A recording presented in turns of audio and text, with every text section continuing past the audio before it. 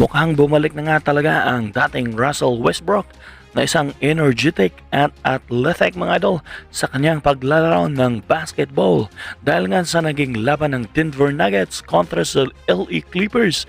Abay grabing energy nga at very athletic si Brody mga idol. At imagine nga mga idol, ay panalo pa nga nila ang laban kahit nga hindi nga nakapaglaro si Nikola Jokic dahil nga sa may sakit nga ito. At sa naging laban nga nila mga idol kontra sa LA Clippers sa first quarter pa nga lang, kita mo nga talagang grabbing efforts nga ni Brody sa offensive rebound na kahit nga ang sentro ng Clippers na si Zubac ay napatingin na nga lang sa kanya at walang nagawa dahil nga sa kanyang offensive rebound at follow-up shots.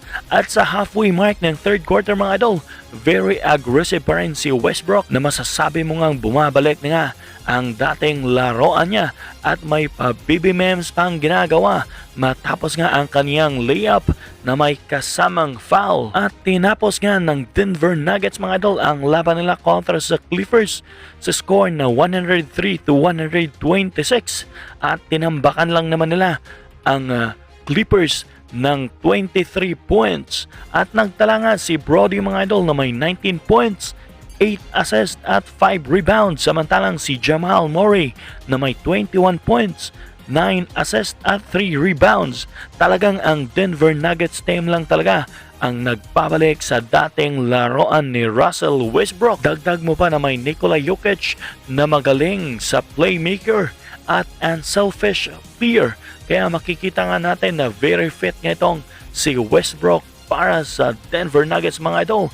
Di gaya ng ibang team dati ng kanyang nasalihan dahil bukod sa limitado lang ang kanyang oras ay nasasapawan pa siya ng ibang all-star player ng kanyang dating mga team. At mismong ang kanilang head coach nga na si Michael Malone mga idol ay napahanga nga sa naging performance ni Russell Westbrook sa laban nila kontra sa Clippers at sinabing talagang nakikita niya nga raw ang kanyang laruan lalo na nga sa kanyang pagiging aggressive at attack mindset na nagpanalo nga raw sa Denver Nuggets kahit na nga hindi nga nakapaglaro si Nikola Jokic. At talagang nakakatuwa nga raw na very energetic si Brody kung saan nakakahawa nga raw ito sa kanyang mga player dahil nga raw sa kanyang pagiging taas ng energy. He's a guy that literally, like you always hear it, but he imposes his will in the game.